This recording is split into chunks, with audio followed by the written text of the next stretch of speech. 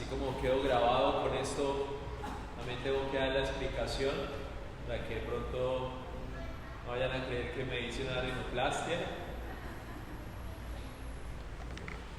No ha sido un proceso estético, solo tenía una desviación del tabique y unos cornetes ahí como fuera del lugar. Creo que uno de los momentos en donde se desvió más en una de las casas en las que nos congregábamos. Había una puerta de vidrio grandísima y la casa era oscura y yo me di contra eso muchísimo. Creo que ahí fue también donde más se desvió. Pero bueno, ya estamos en recuperación. No es fácil, pero estamos alegres de que el Señor nos ha acompañado en el proceso, nos ha permitido también descansar. Gracias. Así que bueno, mis hermanos, una vez más alegres de todo lo que el Señor nos permite vivir juntos. Pero en esta etapa sí quiero animarles a que seamos parte de todas las cosas bonitas que Dios está haciendo para establecer nuestra iglesia y que sigamos apoyando a los hermanos que están haciendo este valioso trabajo. Para que continuemos nuestra exposición, vamos a ir juntos al libro de Juan, al Evangelio de Juan.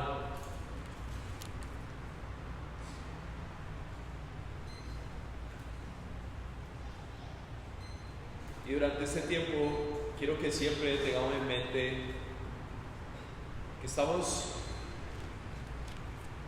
viendo el Evangelio de Juan, también recordando cada vez que lo vemos un propósito claro en Juan, y es que nosotros podamos afirmar nuestra fe. En los capítulos anteriores, sobre todo en la predicación que Juan Camilo nos daba en la vez pasada, estuvimos hablando acerca de la entrada triunfal de nuestro Señor y Salvador Jesucristo. En esa entrada triunfal vimos que las personas estaban muy alegres de lo que estaban viendo en Cristo mismo.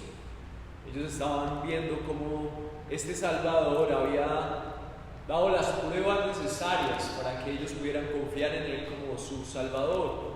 Y por eso le adoraban, por eso le reconocían.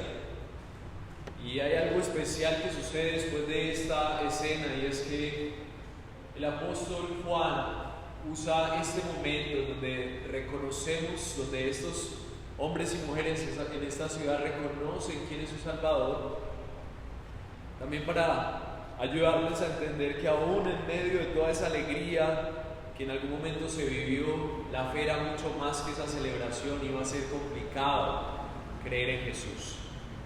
Así que quiero que vayamos juntos al capítulo 12 de Juan. Leamos juntos la palabra de Dios y oremos. Capítulo 12, versículo 20 en adelante, leamos juntos. La palabra del Señor dice así: había unos griegos entre los que subían a adorar en la fiesta. Estos fueron a Felipe, que era de Betsaida, de Galilea, y le rogaban: Señor, queremos ver a Jesús. Felipe fue y se lo dijo a Andrés.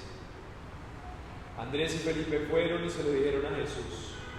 Jesús le respondió: ha llegado la hora para que el Hijo del Hombre sea glorificado.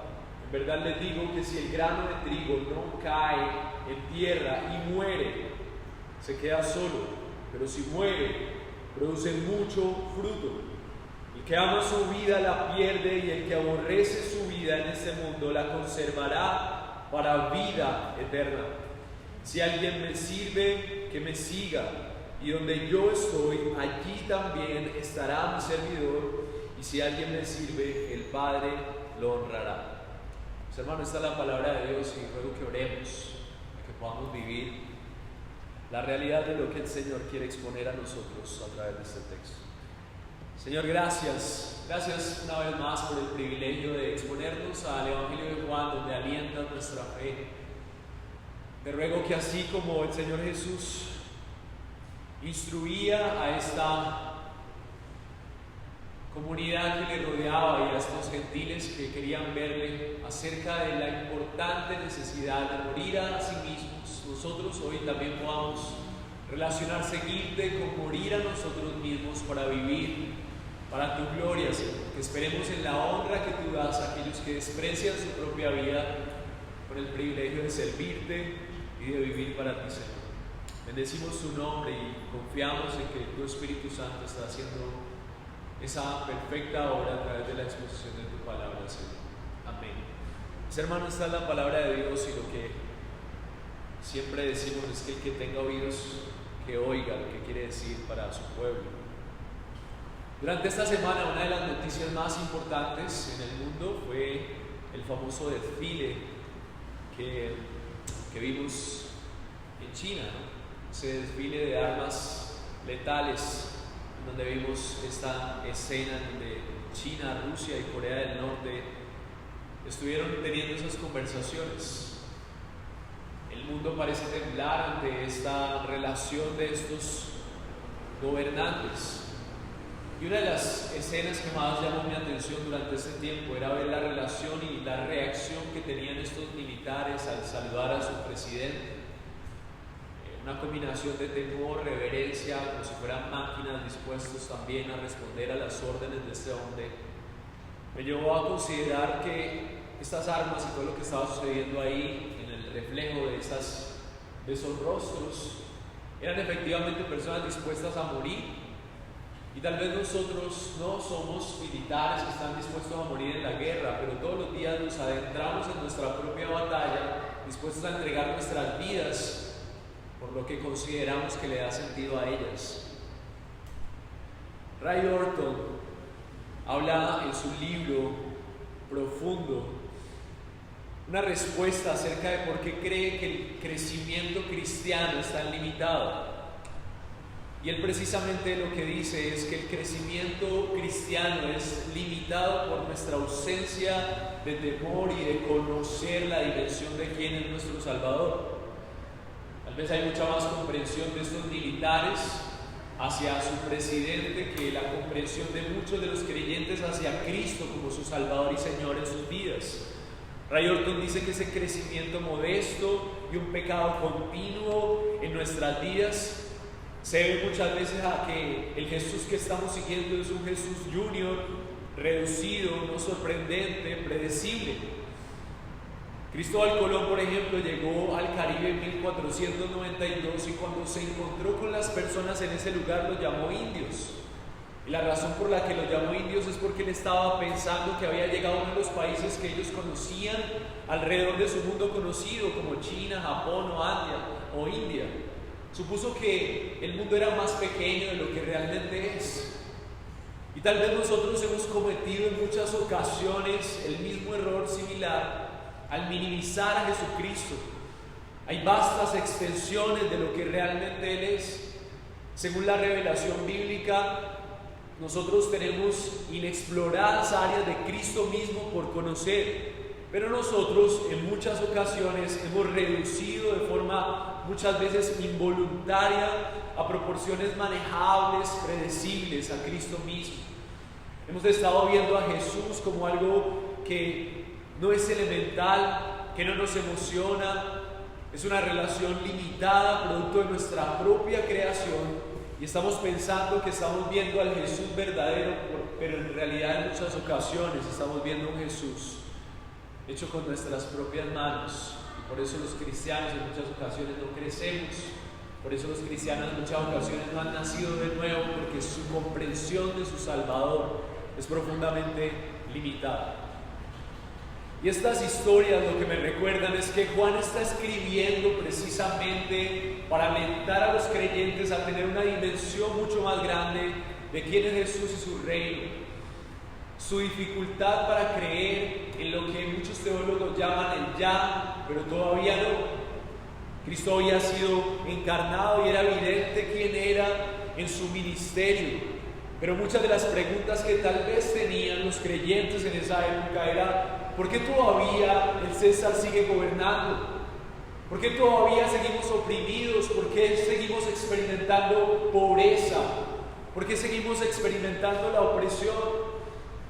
Y es precisamente en este contexto en donde la porción anterior Jesús entra y todos lo adoran como el Mesías. Pero para entender un poco lo que está pasando esto, tenemos que recordar que el pueblo que estaba esperando ese Mesías era un pueblo que había recibido unas profecías, que también algunos teólogos lo llaman como una ilustración de las montañas.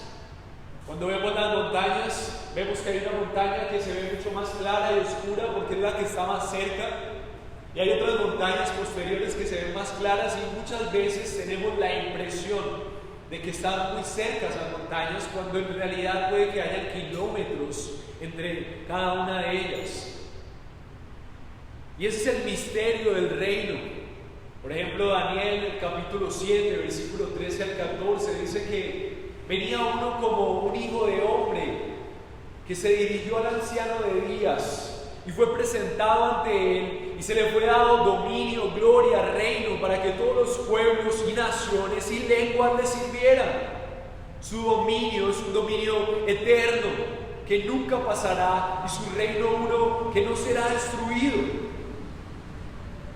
Frente a profecías como estas, cuando el pueblo del Señor y cuando la gente de Israel estaba esperando un profeta, ellos estaban esperando un profeta que iba a venir y al mismo tiempo sometería a todos.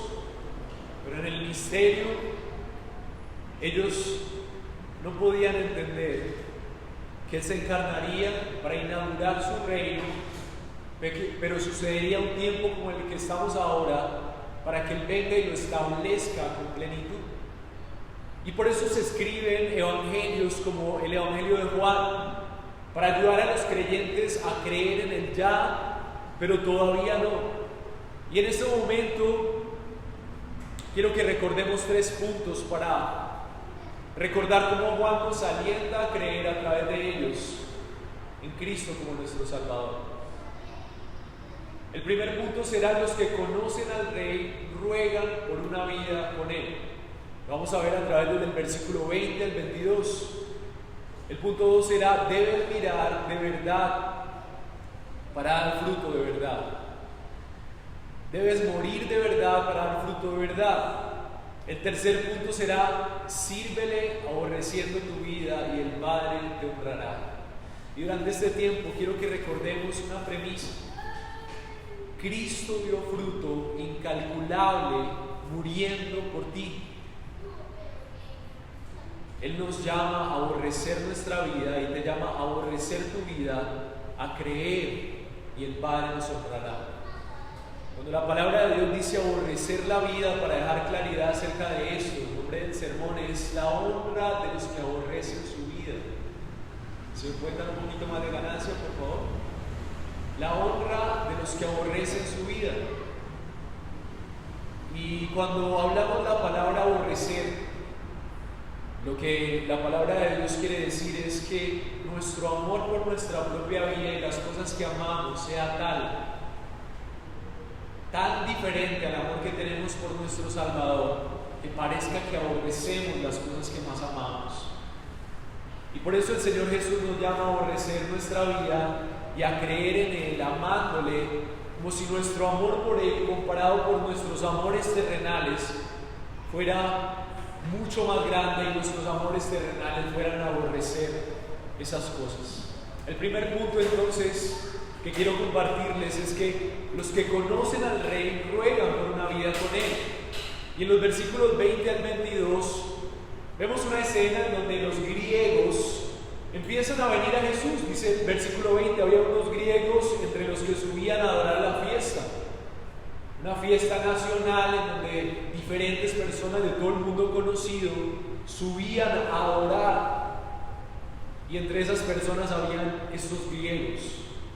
Hasta el momento el ministerio de Jesús se había dedicado y enfocado a los judíos, pero este momento nos recuerda. El versículo 21 dice: y estos fueron a Felipe, que era de Betsaida de Galilea, y le rogaban: Señor, queremos ver a Jesús. Y la razón por la que es importante esto es porque tal vez es la primera escena en donde el ministerio de Jesús se ve expuesto a que los gentiles quieren conocerle. Felipe era gentil y por lo tanto ellos acudieron a él como una manera prudente, porque sabían que el ministerio de los maestros estaba enfocado solamente a los judíos, y ellos Ellos querían apelar a alguien que pudiera entender su realidad para poder rogar, dice la palabra de Dios, que querían ver a Jesús. Tal vez la razón por la que ellos querían rogar ver a Jesús es porque al ver todas estas señales comprendieron el verdadero propósito de las fiestas. Tal vez ellos venían como una manera de acercarse a la religión del Dios verdadero para adorar a Dios a través de los rituales, pero al ver a Jesús, al escuchar lo que estaba pasando con sus milagros, al ver cómo la gente le reconocía como el Mesías, que habían puesto su mirada en Él, ellos rogaban, no solamente conociéndole, sino que detrás de ese ruego había un anhelo de poder ser sus discípulos. Y este momento nos recuerda que tal vez no es nuestro mismo sentir muchas veces como discípulos de Jesús un ruego de poder ver un lugar cercano a nuestro Salvador. Los gentiles nos muestran una sincera necesidad y deseo de estar frente y con Jesús, un deseo de servirle, un deseo de poder conocerle de cerca. Esto también nos recuerda las características de los pecadores sensibles. Anhelan tener una visión mucho más grande de Cristo, anhelan las glorias de su persona y de la plenitud de su gracia. Ver el interés de los gentiles nos recuerda cómo debería ser el interés de cada uno de nosotros al acercarnos a Jesucristo, Señor y Salvador de todos. Y cuando recuerdo esto, también recuerdo que efectivamente Jesucristo es el poderoso sustentador del universo. Y tenemos que recordar que frente a su gobierno supremo todas las rodillas se doblarán. Que tal vez este presidente que es temible para las naciones conocidas, presidente de China, Rusia y Corea del Norte, algún día doblarán sus rodillas ante este rey. Y podríamos imaginar, para darle un poco de alimento a nuestra imaginación, una visión como la que nos propone Apocalipsis 1:13 al 17. Su cabeza y sus cabellos eran blancos como blanca lana, como la nieve sus ojos, eran como una llama de fuego, sus pieles resplandecían al bronce bruñido cuando se le ha hecho refulgir en el horno, su voz como ruido de muchas aguas. En su mano derecha tenía 7 estrellas y su boca salía una espada aguda de 2 filos. Su rostro como el sol cuando brilla con toda su fuerza. Mis hermanos, nuestro acercamiento a nuestro Señor Jesús debería ser como la respuesta que tuvo Juan cuando vio esta visión de Jesús mismo. Dice Apocalipsis: cuando lo vi caí como muerto a sus pies. Así que esta reacción nos recuerda que esa misma sinceridad con la que se estaban acercando los gentiles al Señor Jesús es una sinceridad con la que cada uno de nosotros deberíamos acercarnos a nuestro Salvador y preguntarnos: ¿será que hemos reducido al Señor Jesús a la imagen de un Salvador seguro, controlable, predecible, que ayuda, que contribuye a tu existencia, pero que no es más que eso? Quiero preguntarte si has tratado lo que es espiritualmente nuclear como si fuera una pequeña batería de juguete. Podría ser una de las razones por las cuales nosotros, o tal vez las cuales tú te detienes en tu crecimiento, sin saberlo tal vez has reducido la autoridad expansiva y el gobierno de Jesucristo sobre todas las cosas. Puede ser que no tengamos el amor apropiado de asombrarnos y temblar ante el Señor Jesucristo, el verdadero Jesús que un día silenciará la violencia de las naciones por un pequeño susurro. Así que, mis hermanos, yo quiero alentarles a que Recordemos que lo que Él quiere aquí, el apóstol Juan, es recordarnos que Cristo dio un fruto incalculable muriendo por ti, pero que nuestra respuesta hacia Él debe ser aborrecer nuestra vida y creer al Padre, y el Padre nos honrará, hacer lo que sea necesario para conocer más a nuestro Señor y Salvador. El punto 2 que quiero compartirles está en el versículo 23 y el 24. El punto 2 es: debes morir de verdad para dar fruto de verdad. El Señor Jesús respondió y dijo: ha llegado la hora para que el Hijo del Hombre sea glorificado. El Señor Jesús, después de que los gentiles empiezan a buscarle, responde de esta manera, porque el hecho de que los gentiles empiecen a buscar a Jesús es una señal de que era el momento de que el Evangelio diera fruto más allá de Jerusalén, más allá de los judíos. Y lo que estamos viendo en esta expresión de Jesús no es más que la expresión del Dios soberano que ha designado los tiempos y ha dicho: ha llegado la hora para que el Hijo del Hombre sea glorificado. Y la pregunta que tenemos que hacernos es: ¿cuál hora? ¿De qué está hablando Jesús cuando dice la hora? Resulta que el Señor gobernante de todos los tiempos, antes de crear el universo, dio un plazo de tiempo divinamente establecido, un periodo limitado para cumplir el mayor propósito de sus planes, el propósito del Rey soberano de glorificar a su Hijo a través de su muerte para salvación de su pueblo. Los teólogos llaman esto el pacto de redención, y es la manera en la que Dios se propuso en todos los tiempos glorificar a su Hijo en este momento, y es precisamente el intermediario elegido ahora diciendo: ha llegado la hora.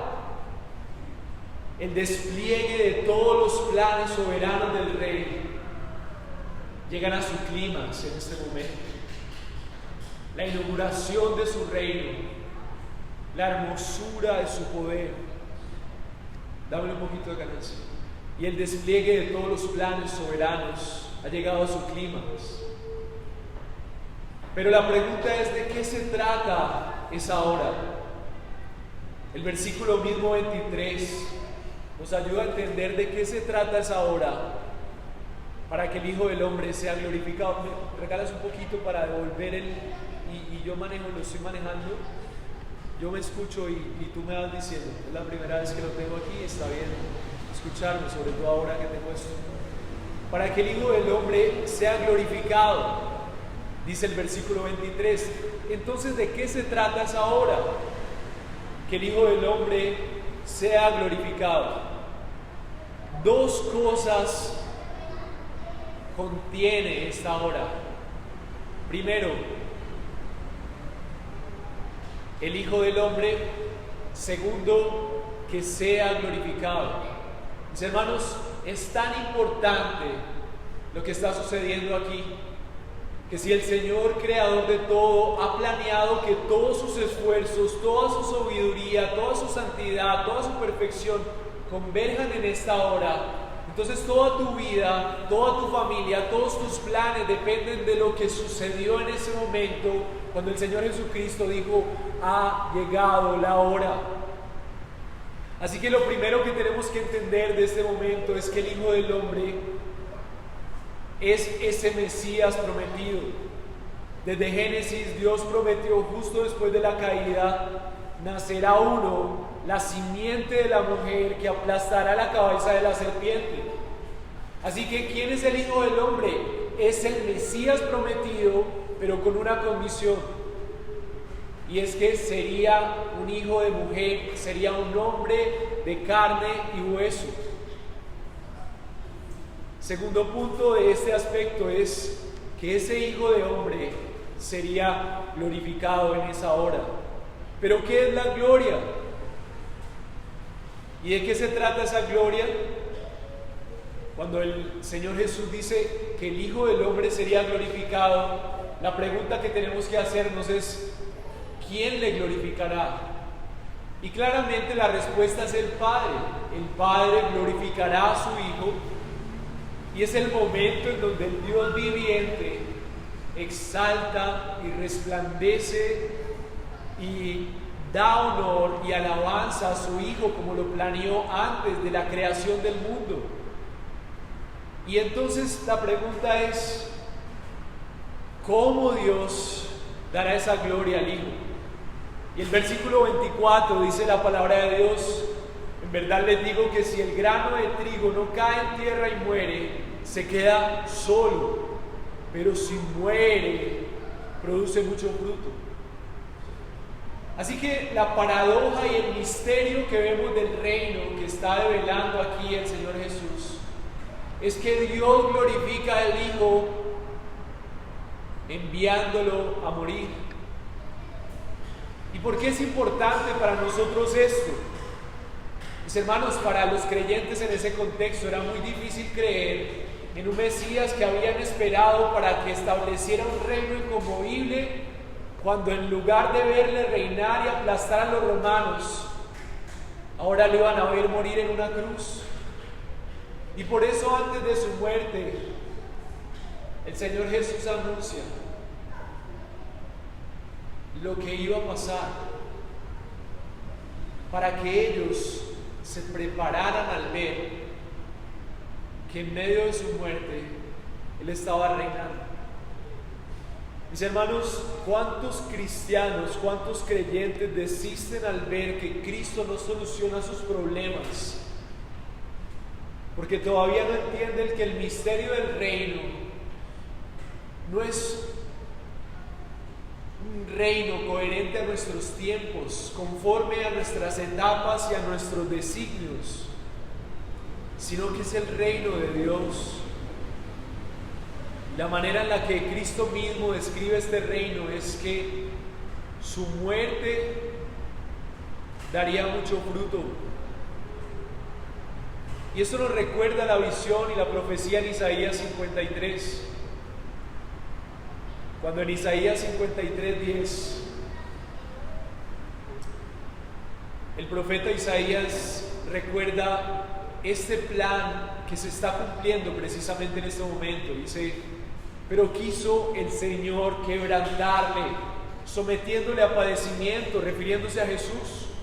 Cuando Él se entregue a sí mismo como ofrenda de expiación, verá su descendencia, prolongará sus días, y la voluntad del Señor en su mano prosperará. Voy a subirle un poco más.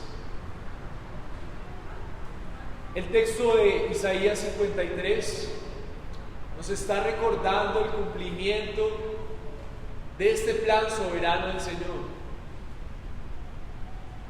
en donde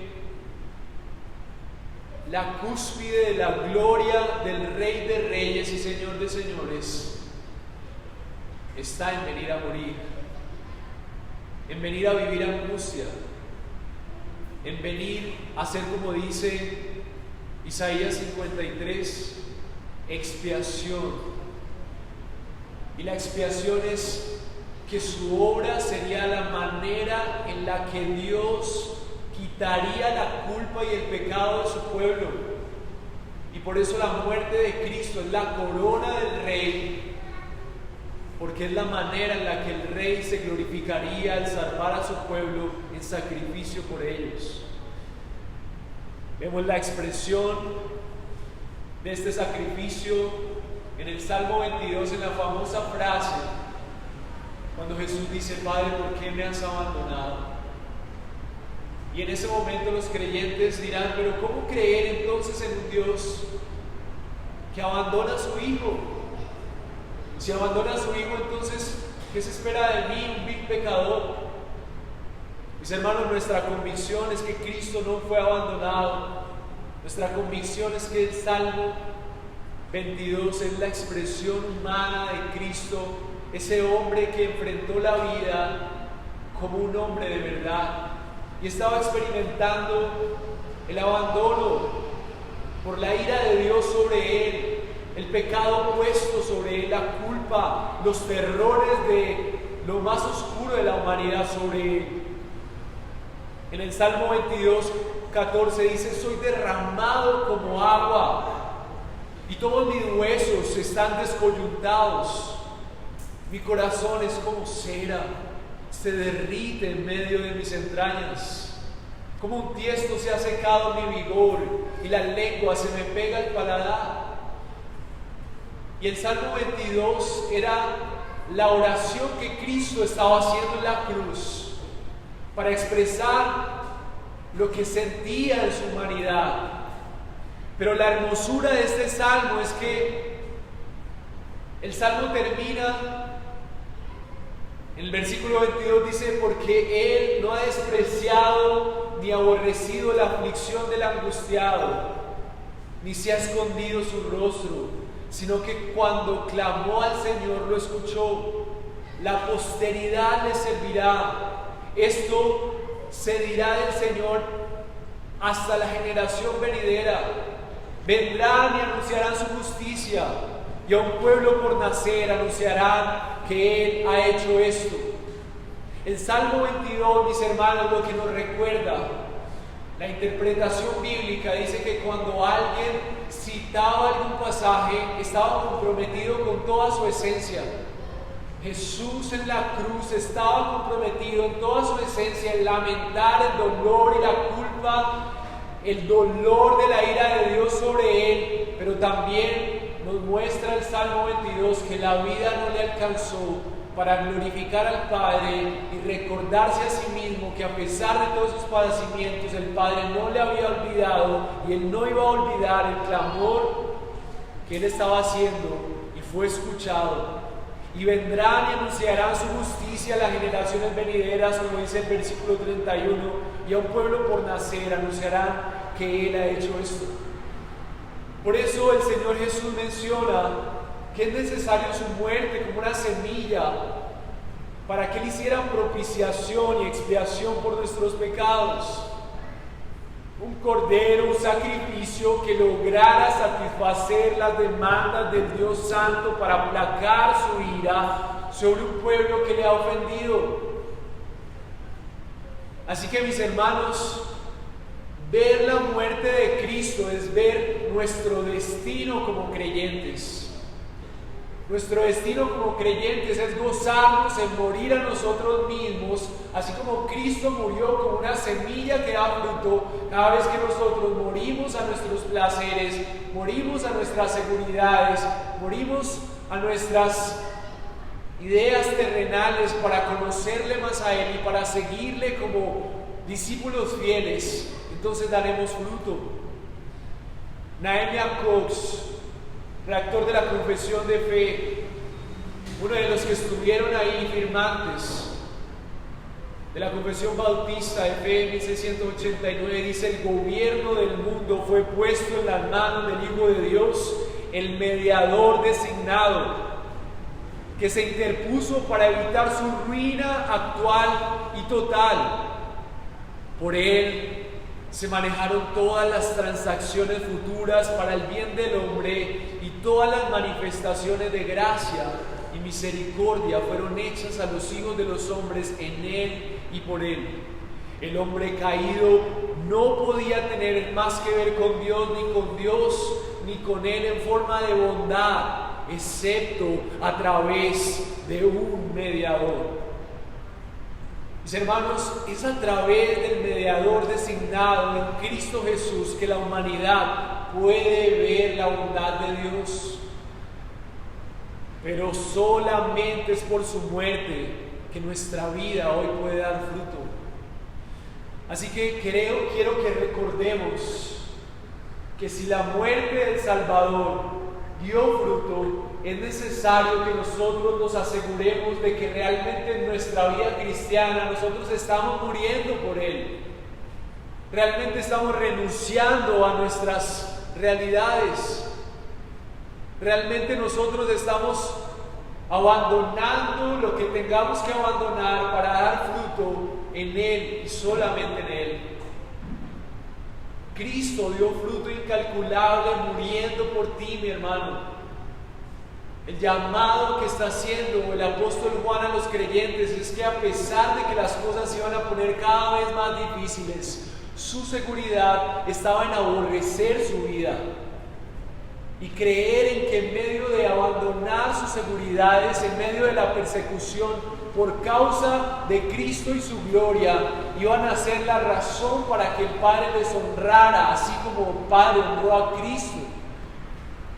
Mis hermanos, es el mismo llamado que hoy recibimos, pero por causa de nuestro contexto y comodidad, cada vez los cristianos que mueren a sus comodidades para servir al Rey son menos. Y el apóstol Juan hoy quiere recordarte que si quieres ver una vida cristiana fructífera, necesitas estar seguro que la vida cristiana te está costando tu vida, que estás pagando precios cada vez más altos para conocer a tu Salvador, no que cada vez te sientes más cómodo. Nuestra percepción y capacidad de ver su gobierno puede ir y venir, mis hermanos, pero eso solamente es una percepción.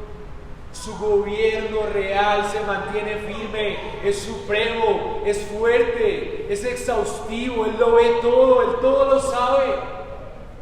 Y Él sabe perfectamente si tú estás tomando decisiones para seguirle. Nuestra percepción y capacidad para ver su gobierno puede ir y venir. Pero tenemos que recordar, ningún negocio de drogas se escapa de la mirada del Rey de Reyes. Ningún escándalo político se desarrolla más allá de su gobierno. Ninguna injusticia puede ocurrir a sus espaldas. Cuando los líderes mundiales de hoy se reúnen para planear guerras, ellos son sostenidos en la mano del carpintero Galileo que ha resucitado. Él reina, Él es supremo y eso es lo único que importa. Él gobierna el cosmos y la historia del mundo depende de lo que pasó en ese madero y también tu historia. La manera en la que mueres para seguir a ese Rey que murió en la cruz por tu salvación será tu seguridad. Cristo dio fruto incalculable muriendo por ti, mi hermano amado. Aborrece tu vida y cree en el Padre y Él te honrará. Mi hermano, Él desea establecer su reino a través de su pueblo. Él ha muerto por Él para establecer su reino a través de ellos. Y si tú estás aquí, tú tienes la opción de evaluar si tú estás muriendo para seguir a ese Rey que ha muerto por ti. Si tu vida no es un constante morir para seguir al Rey que ha muerto y se ha desangrado por ti, hoy yo quiero rogarte, por favor, arrepiéntete. Arrepiéntete. Abandona tus seguridades y deseos para vivir por la única seguridad que tienes, por el Rey que ha muerto por su pueblo. Y tú que mueres, y tú que has encontrado un estilo de vida donde la muerte para seguir a tu Salvador es una constante, gózate y aliéntate en la vida que Él te ha otorgado. Persevera en la victoria de su muerte. Eres el fruto de su muerte y cree que esa muerte te dará cada vez más y mejores frutos para su gloria. Aborrece tu vida y cree, el Padre te honrará. El último punto es: si realmente la muerte de Cristo es suficiente para darte vida, entonces tu vida diaria no depende de ti. Si realmente la muerte de Cristo es la ofrenda y el regalo más hermoso que el Dios soberano ha otorgado a su pueblo para que tenga vida, entonces tu vida cristiana no depende de ti. Y por eso el Señor Jesús, en los versículos 25 y 26, después de exponer la hermosura del regalo y la ofrenda que Él mismo haría al Padre para la bendición y la vida de su pueblo, el Señor exige a su pueblo una directriz clara. El comandante y Rey de Reyes Señor del universo, de todo lo creado, traza una línea y un camino para todo aquel que quiera seguirle, incluyendo los gentiles que estaban acercando, incluyéndote a ti y todo hombre que quiera buscar salvación en Él. El versículo 25 y 26, la palabra del Señor dice: el que ama su vida la pierde, y el que aborrece su vida en este mundo la conservará para vida eterna. Si alguien me sirve, que me siga, y donde yo estoy, allí también estará mi servidor. Si alguien me sirve, el Padre lo honrará. Mis hermanos, hay unas palabras muy importantes aquí. El Señor Jesús tenía la confianza de pedirle a cada uno de sus seguidores, incluyéndote a ti, un estilo de vida en donde aborreciera su vida. Y la razón por la que Él podía hacer eso es porque Él iba a otorgar la capacidad de morir así como Él murió. Así que toda aquella persona que haya encontrado en Cristo su Señor y su Salvador, tiene también la capacidad que Cristo tuvo de ir a la cruz, de tomar su cruz y seguirle. Y por eso el Señor Jesús concluye que el que ama su vida la pierde.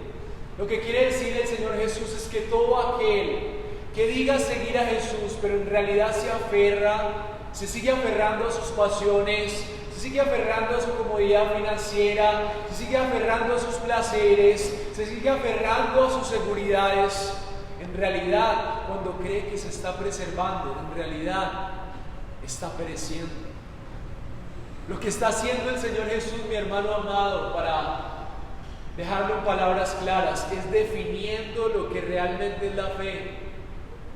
Mi hermano, la fe verdadera no puede ser una confianza en los aspectos terrenales, mientras los domingos yo sigo congregándome para adorar a un supuesto Salvador.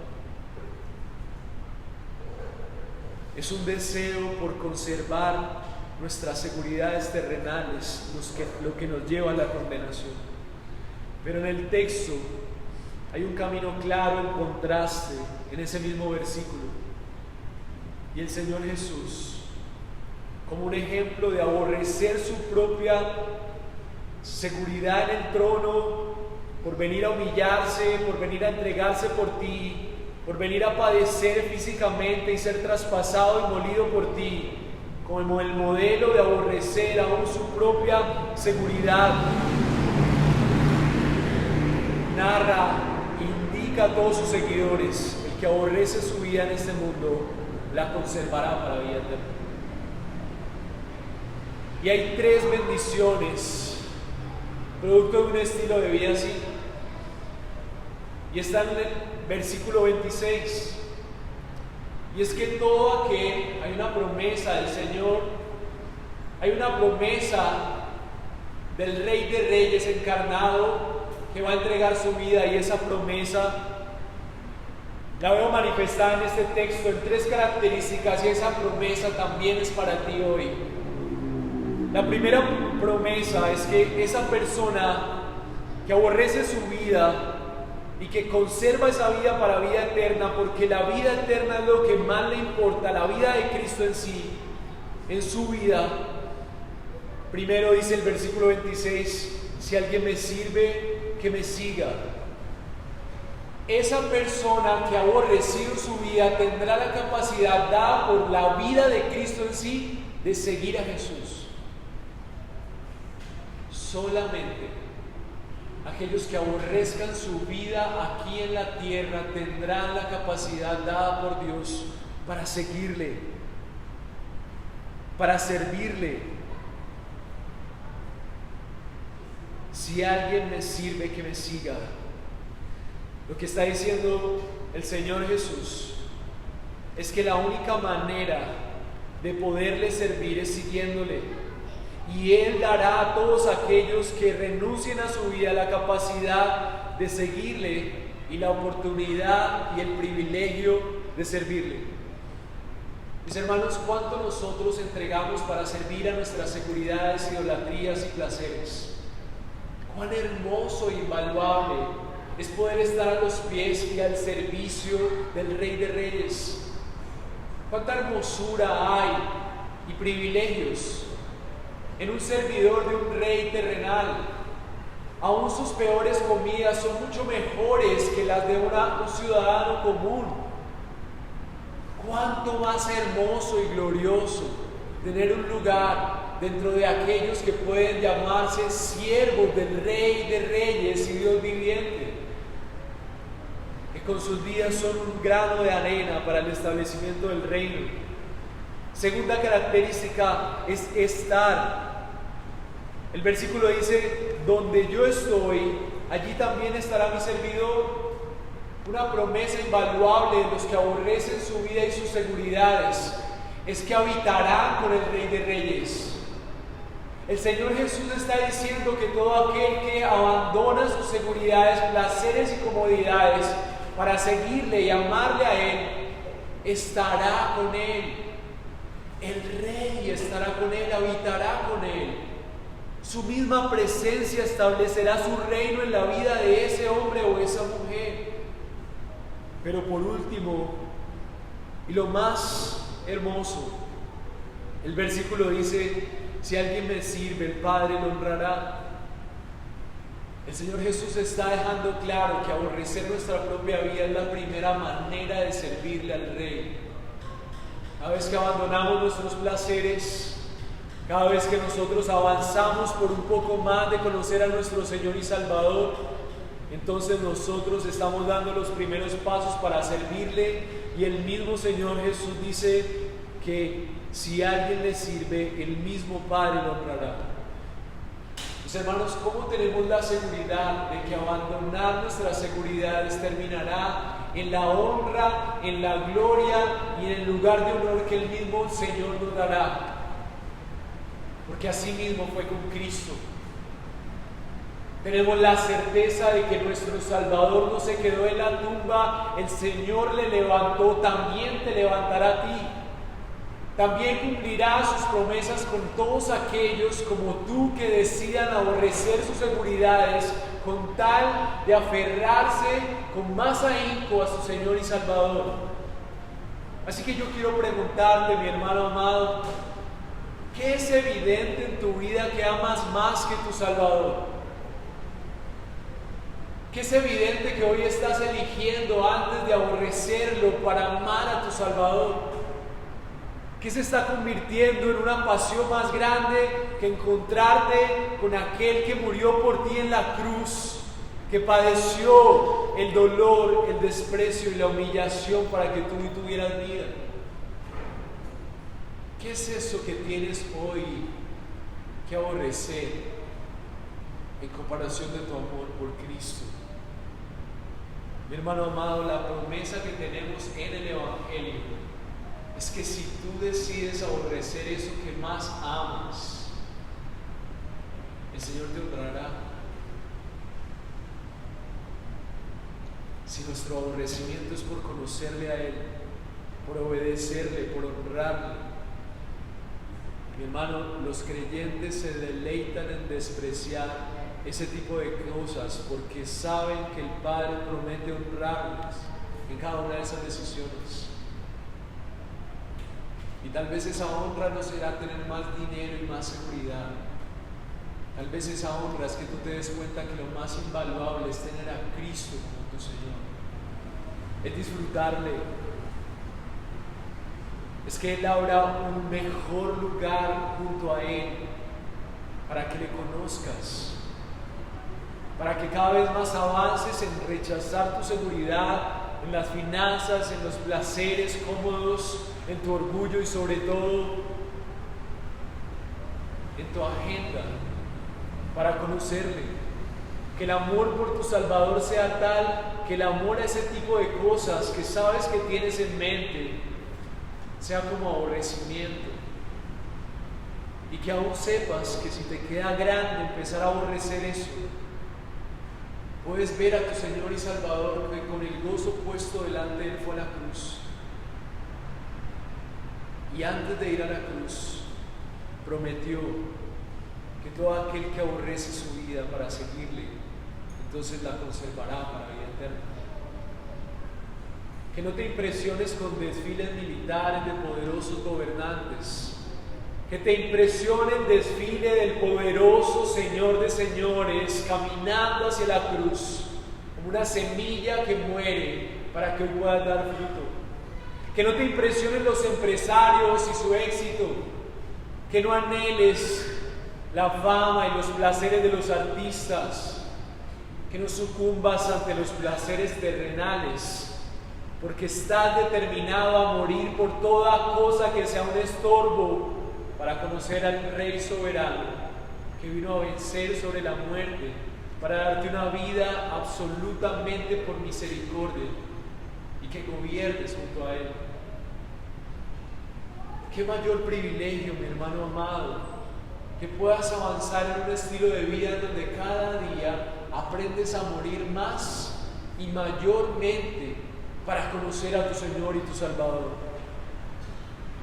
Mi hermano, yo quiero animarte, exhortarte a que tu vida cristiana sea cada vez más un compromiso por pagar cada vez precios más altos por este Salvador que ha pagado el precio más alto que jamás nadie pagará por nuestra vida. Comprométete con la iglesia que te está ayudando a conocer un camino de sacrificio para servir al Rey. Comprométete con días en donde comiences mañana de rodillas más tiempo para conocer la revelación que ese mismo Rey ha dejado en Cristo y su palabra. Ruega porque la convicción que hubo en Cristo para ir a la cruz y morir, porque sabía que iba a dar vida a su pueblo, sea la convicción que tú tienes para avanzar en fe y verdad en este camino cristiano. Busca maneras de glorificarle con tu iglesia. Busca la manera de comprometerte más con la iglesia, de servir a las personas que están ahí, de entregar tu vida a otros. Busca la manera de proclamar el Evangelio, así eso te cueste rechazo, porque te darás cuenta que tu verdadera realización en la vida es pagar el precio de aborrecer tu vida para que Cristo y su vida sean exaltados en todo tu peregrinaje. Y cuando el día hermoso llegue, en donde el mismo Rey que vino a morir para darte vida te llame por tu nombre, tú puedas entender que valió la pena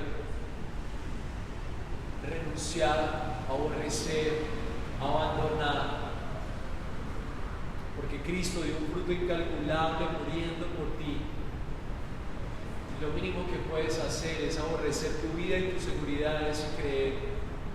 El Padre promete honra a su pueblo y a todos aquellos que quieran pagar el precio por seguirle.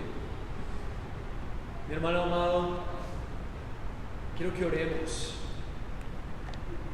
que roguemos al Señor que nos permita discernir la manera en la que nosotros vamos a entregar más, mejor y más sacrificialmente nuestra vida, aferrándonos a que si Cristo murió y su muerte dio vida, morir por Él hará que su vida se manifieste de una mayor y mejor manera en tus decisiones y procesos. Oremos al Señor.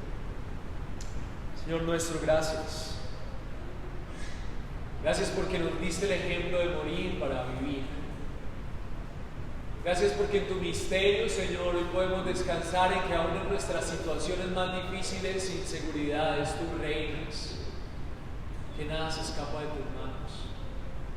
Hoy podemos decidir en fe, no como un salto al vacío, sino una confianza puesta en que todo aquello por lo que muramos para conocerte y para seguirte mejor está frente a tus ojos, todo lo conoces, Señor. Ayúdanos a tener el valor de morir por ti. Ayúdanos a tener el valor de renunciar, de decidir, de buscarte, de comprometernos y de servirte. así como tú nos has servido y nos sigues sirviendo e intercediendo por el Padre, por nosotros. Señor, gracias, porque tu muerte no fue en vano. Y hoy vemos los frutos de tu muerte en nuestra vida. Y yo te ruego, Señor, para que todos aquellos que no experimenten una vida real, o pueda ser el día en donde renuncien, se arrepientan, aferrarse a esta vida, y que renunciando a esta vida ellos puedan obtener esa vida eterna que solamente tú puedes dar a través de tu muerte. Señor, gracias por cumplir el pacto desde antes de la creación del universo, exaltar a tu Hijo para morir por tu pueblo. Bendecimos tu nombre y te agradecemos por lo que estás haciendo en medio de nosotros. Ayúdanos a decidir por ti, Señor nuestro. Amén.